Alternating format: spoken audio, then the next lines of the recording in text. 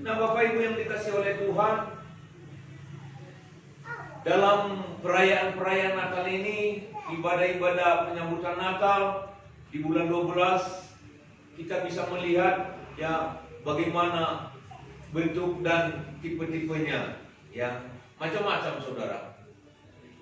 Ada yang menyambut Natal sebagai kebiasaan, ada yang menyambut Natal dengan ya kemewahan, mungkin pakaian baru, ya mungkin di gedung yang mewah. Ada juga yang menyambut Natal sebagai yang sederhana saja, ya. Ada yang hanya dengan doa ibadah memuji Tuhan. Bahkan yang sungguh ya memprihatinkan, ada juga saya melihat dan mendengar saudara, ya ada yang menyambut Natal dengan kesempatan melakukan dosa, ya karena Natal itu kan identik dengan hari libur, ya para pegawai libur, para pekerja libur, ya. Nah, lalu mereka mengambil kesempatan itu untuk berhura-hura, ya, pergilah ke malam, ke diskotik, ya bahkan ada yang mengadakan suatu kumpulan-kumpulan tertentu, mereka ya minum-minuman keras. Jadi saudara yang kasih di dalam Tuhan, saya teringat kata sambutan dari Menteri Hukum dan HAM, ya karena memang dia juga saudara yang memberi kata sambutan untuk Natal kali ini, saudara yang kasih, dan dia katakan Natal itu saudaraku jangan hanya formalitas, tetapi Natal itu harus benar-benar ya kita maknai di hidup kita. Kita harus renungkan apa gunanya bagi kita. Biarlah Natal itu yang senantiasa menjadi jalannya damai, sejahtera, sukacita di hidup kita. Sehingga Natal itu bukan hanya hari perayaan itu saja, tetapi Natal itu bisa kita rasakan di sepanjang tahun kita, hari-hari kehidupan kita ke depan. Yaitu dengan menerima Yesus Kristus itu sendiri di hidup kita, menjadikan Yesus Kristus itu sendiri lahir di hati kita, di pikiran kita, menjadi pemimpin kehidupan kita, saudaraku. Jadi bukan hanya sekedar ya untuk perayaan, nah kebiasaan, rutinitas bulan 12. Biarlah momen Natal itu benar-benar bermakna, ya bisa kita rasakan dampaknya. Pulang dengan sukacita. Sebelumnya kan saya sudah sampaikan bahwa kita Natal itu kesan Natal itu ya yang terpenting untuk kita. Pulang kita ya bukan karena makanannya saja, tetapi ya kesejahteraan itu dalam hidup kita. Kita melihat di dalam Alkitab, saudara terkasih, bagaimana ya perayaan Natal di awal-awal terjadinya Natal ini, sejarahnya. Kita lihat orang-orang Majus ya, apa yang terjadi. Kita bisa lihat di dalam Matius pasal 2 ayat 1 sampai 12.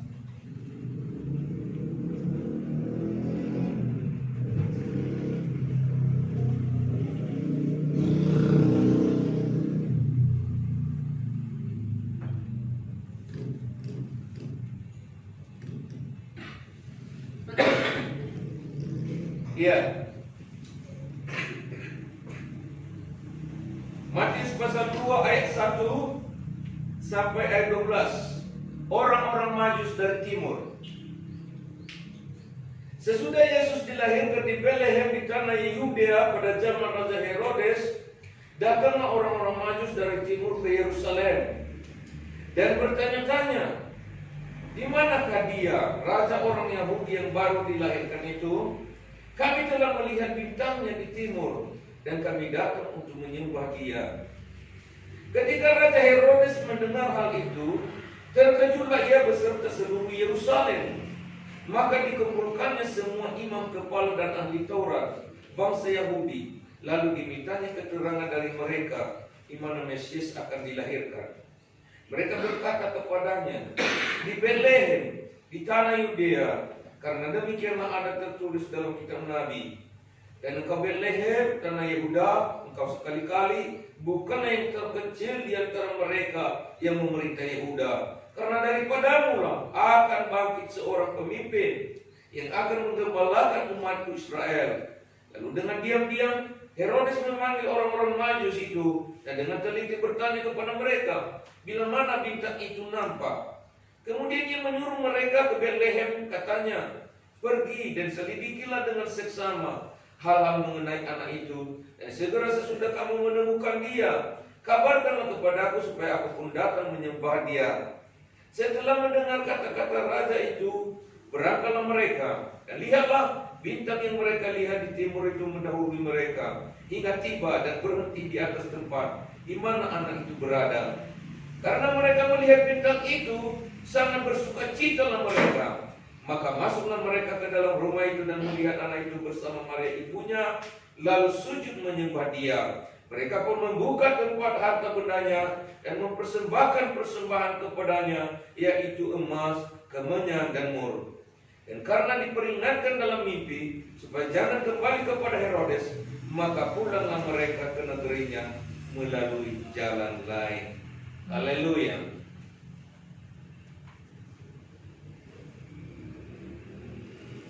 Nah, saudara yang kekasih di dalam Tuhan, di sini kita lihat ya bagaimana orang-orang Majus menyambut Natal. Mereka pulang dengan sukacita. Kenapa mereka ya pulang dengan sukacita? Itulah kesan tersendiri. Karena memang hati mereka ya untuk menyambut Natal itu benar-benar fokus. Ada 3 hal yang saya lihat di sini, saudara yang kasih, yaitu kerinduan mereka. Bayangkan saudara, menurut perkiraan ya, karena mereka kan orang timur, bukan orang penduduk Betlehem, Efrata, tanah Yudea, ya, bukan. Mereka orang timur, orang luar, mungkin ada dari Teluk Persia, kan begitu saudara kasih. Nah, menurut perkiraan para ahli, ya, perjalanan mereka waktu itu kan belum ada kendaraan transport seperti yang sekarang ini. Ya. Kalau kendaraan transport seperti sekarang ini ada pesawat, ya, ada kapal laut, kan begitu ya. Nah, sekarang saudara yang kasih mereka berjalan, hanya mereka mengadakan unta. Sementara 1551 km jarak tempuhnya. Berapa hari baru mereka sampai? Bayangkan saudara terkasih. Ya. Kalau sekarang ini jarak 1000 km itu mungkin ya cepatlah kalau naik bus. Antara ini ke Jakarta berapa kilometer itu? Saya tidak tahu. Haleluya. Soalnya itu menurut perkiraan para ahli, saya baca saudara, 1000 perjalanan 1551 km. Berarti sesuatu perjalanan yang jauh, memakan waktu berhari-hari. Haleluya. Tetapi karena kerinduan mereka, itu pun mereka lakukan. Haleluya.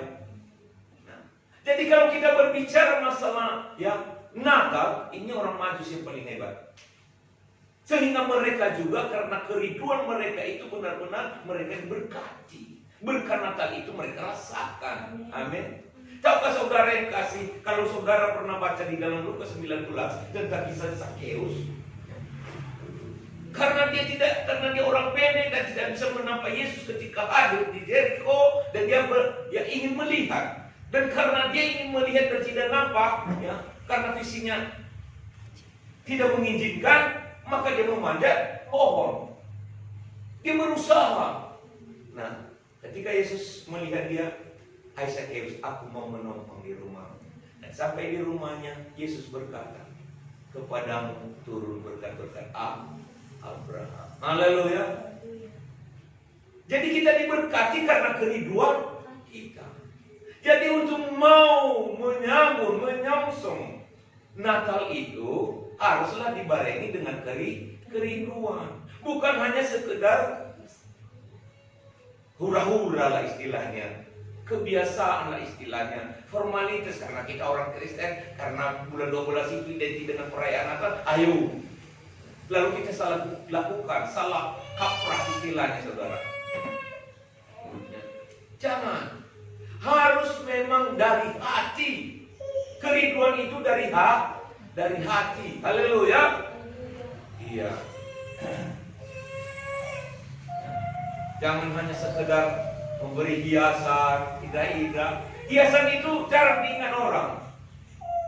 Benar saudaraku. Kalau saudara mau pulang dari Natal, saudara ingat hiasannya, aku nggak ingat. Tapi yang saudara rasakan adalah ketika kita menyembah kepada Tuhan itu. Jangan, istilahnya maksud saya, jangan kurang penyembahan kita. Bayangkanlah orang-orang Majus itu ketika mereka jumpa dengan Yesus, apa yang mereka lakukan pertama? Mereka menyembah kepada Yesus. Mereka menyembah. Haleluya. Jadi jangan kurang penyembahan. Jangan kurang pemujian. Karena Tuhan yang Dia inginkan kepada kita, ya, penyembahan itu yang terutama.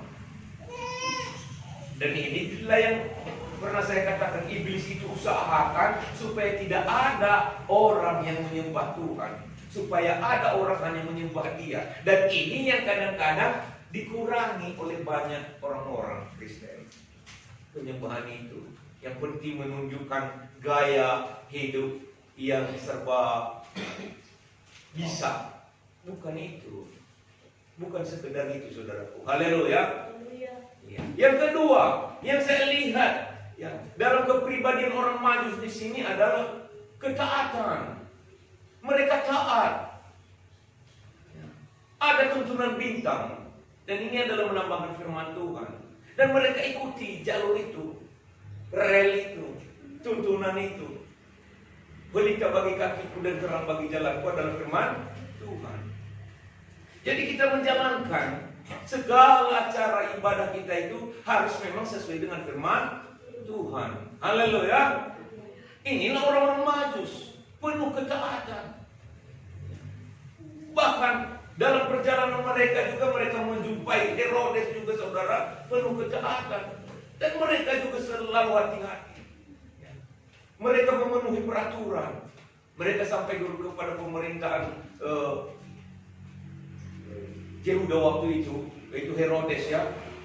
Nah, mereka melaporkan diri, memperkenalkan diri mereka. Lalu baiklah, dia tanya kepada nabi-nabi, ahli-ahli Taurat, apakah betul apa yang mereka katakan? Karena ada tertulis katanya akan lahir juru selamat di kota Yehuda, di Nazaret, di Bethlehem Efrata. Apakah itu betul? Iya betul, kata imam-imam, kata pengurus-pengurus gereja, kata ahli-ahli Taurat, para nabi-nabi. Betul, itu sudah dinubuatkan sudah sejak lama.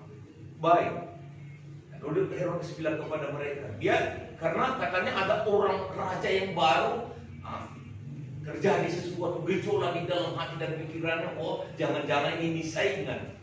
Maka dia inginkan, baik, pergilah kalian. Nanti kalau kalian jumpa, kalian kasih tahu kepadaku. Untuk malaikat Tuhan berkata kepada mereka, jangan lagi kembali ke jalan melalui rumah Herodes. Kembalilah kalian ke jalan yang lain. Kan begitu tadi saudara ceritanya. Kalau mereka kembali kepada Herodes, maka mereka dibunuh si Herodes. Karena Herodes itu penuh iri hati, ya, dengki. Lalu mereka kembali ke jalan yang melalui jalan yang lain untuk pulang ke kampung mereka. Karena ada malaikat yang mengajarkan, yang menuntun mereka. Inilah mereka taati. Mereka taati firman Tuhan itu, perintah Tuhan itu. Haleluya. Nah, ini. Dan dampaknya saudara kasih di pihak si Herodes ketika ya, dia sudah tahu bahwa Yesus itu sudah disembah, maka dia perintahkan prajurit-prajuritnya, al-bujur-bujurnya untuk membunuh anak-anak laki-laki di bawah umur 2 tahun. Gempar waktu itu saudara. Karena Herodes ini dipakai iblis waktu itu. Saudara yang dikasih di dalam Tuhan. Jadi yang kedua saya lihat di sini ya ketika mereka melakukan perayaan Natal, yang menyambut Natal, yaitu ketaatan mereka akan suara Tuhan, tuntunan firman Tuhan. Lalu bintang itu menuntun mereka sampai ke tempat di mana anak itu berada. Mereka taat. Haleluya. Nah, ini. Jadi kita juga harus taati yang cara yang baik, yang tepat, yang seturut kehendak Tuhan dalam kita menyelenggarakan ya khususnya juga ibadah-ibadah penyambutan Natal ini. Ya, jangan kita asal-asalan, jangan kita salah yang melakukannya karena bisa nanti berdampak negatif. Ya, aturan tadi kerohanian yang kita dapat, tahu-tahu hanya sekedar pemuasan hidup duniawi. Haleluya.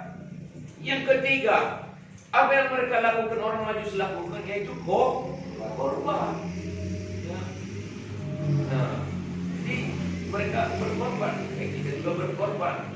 Tenaga, waktu, energi. Mereka membawa persembahan apa? Mur,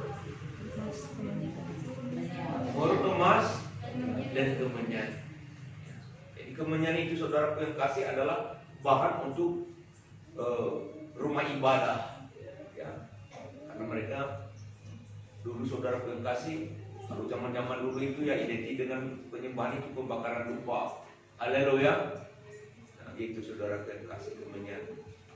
Dan mahal itu harganya. Emas, ya, itu bekal ya, untuk pelayanan Yesus selanjutnya. Jadi saudara yang kasih, ya, mur itu, saudara yang kasih, itu adalah merupakan perkakas untuk pengurapan, ya, karena bisa jadi minyak, ya, minyak mur, karwastu, kan begitu ya saudara yang kasih. Nah ini, jadi ada korban, ada persembahan. Jadi ini adalah melambangkan hidup kita. Kita datang kepada Tuhan itu, kita persembahkan hidup kita. Itu maka di dalam Roma 12 ayat 1, ya, Paulus katakan kepada jemaat-jemaat di Roma, saudara-saudara yang kekasih, aku memerintahkan kepadamu, persembahkanlah tubuhmu sebagai persembahan yang hidup, persembahan yang benar, persembahan yang berkenan kepada Tuhan. Tolong dibaca dulu.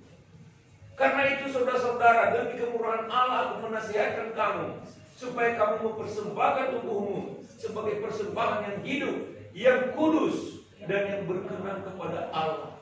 Itu adalah ibadahmu yang sejati. Jadi apa yang kita persembahkan? Hidup kita. Ya. Jadi jangan kita udah datang kepada Natal. Natal itu kan Yesus Kristus, lapangnya Yesus Kristus. Haleluya. Lalu sudah selesai begitu saja. Hanya formalitas. Seharusnya kita datang untuk mempersembahkan hidup kita, tubuh, jiwa, dan roh kita. Kita jadikan sebagai ya. Nah, kamu supaya mempersembahkan tubuh sebagai persembahan yang hidup. Yang hidup itu saudara yang kasih berarti bukan yang mati. Kalau yang mati itu tidak ada gerakannya. Yang hidup itu ada gerakannya, ada semangatnya, ya, ada sukacitanya. Nah, ada fungsinya. Haleluya. Udah pulang dari Natal, ya sama seperti biasa aja. Nah ini enggak. Kalau udah hidup katanya itu saudara yang kasih, berarti dia udah ada mengalami perubahan ajaib. Ya, ada berkat Natal dalam hidupnya. Amin. Nah kemudian sebagai persembahan yang kudus, ya, yang kudus, menguduskan diri dan berkenan kepada Allah, itu adalah ibadahmu yang sejati. Jadi 3 hal inilah yang saya lihat di hidup orang-orang Majus yang menyambut Natal waktu abad-abad mulainya peringatan Natal ini. Jadi hendaknya lah seperti itu saudara kasih kita lakukan. Jadi mungkin di hari-hari yang akan datang, bukan hanya waktu Natal saja. Dalam ibadah-ibadah kita perlu pengurapan. Ya, tahukah saudara yang kasih? Kandang domba, palungan, di situ pun malaikat turun dan bersorak-sorak menyanyi. Yang damai di bumi, damai di sorga, damai di bumi telah terjadi bagi manusia. Amin. Kurasa saudara yang kasih, kalau disuruh untuk mengunjungi kandang domba atau kandang kambing atau kandang lembu orang, maukah saudara menyanyi di sana? Nggak mungkin ya. Jangankan malaikat, kita saja pun nggak mau bersorak bertepuk tangan di sana, karena kita lihat itu yang namanya pun kandang domba, kandang ternak itu kan bukan yang bersih. Haleluya. Ini di kandang domba. Kenapa? Karena di situ Yesus ada. Dan kandang domba itu apa itu, saudara, maksudnya? Inilah lambang hati kita yang awalnya tadi, sebelum kita berjumpa dengan Yesus, sebelum Yesus lahir di dalamnya. Ini adalah kandang domba yang kotor, penuh dengan sampah rumput-rumput yang bau, kotoran-kotoran.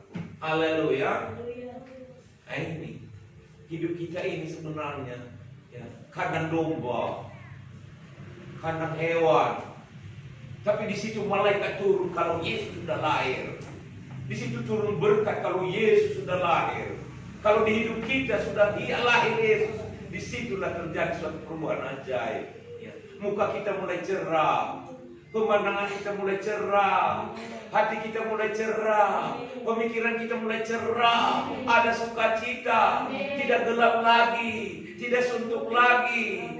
Amin, saudaraku. Iya. Nah, ya. Begitu ya Mas Bro. Ya, gitu. Jadi walaupun nanti kita poles hidup kita ini ya, dengan pakaian-pakaian mewah, dengan hiasan-hiasan yang mewah, kalau Yesus tidak lahir di dalam, di situ tidak turun malaikat. Tidak ada nyanyian sorga turun, tidak ada damai sukacita sorga terjadi. Jadi itulah maka mari kita maknai Natal itu sendiri. Hari ini adalah hari peringatan Natal itu ya, bagi kita semua umat Kristen.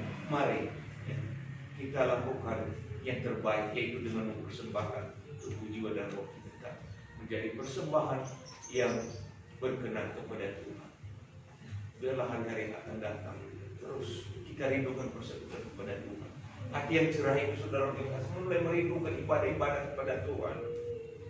Kalau tahun-tahun yang lalu yang mungkin kita agak surut misalnya, nah marilah kita bangkit lagi. Itulah yang dikatakan tubuh kita, hidup kita menjadi persembahan yang hidup. Mulai semangat, mulai ada gairah, mulai dia berdoa, semangat berdoa, semangat memuji Tuhan, semangat yang melayani, semangat bersaksi, nah semangat yang membawa persembahan. Bantu saudara dikasih pekerjaan Tuhan di depan ini. Haleluya. Kita lihat saudara kasih, jangan hanya kita menonton orang yang maju dan membangun ya.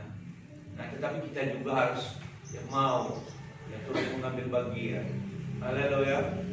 Nah, haleluya saudaraku.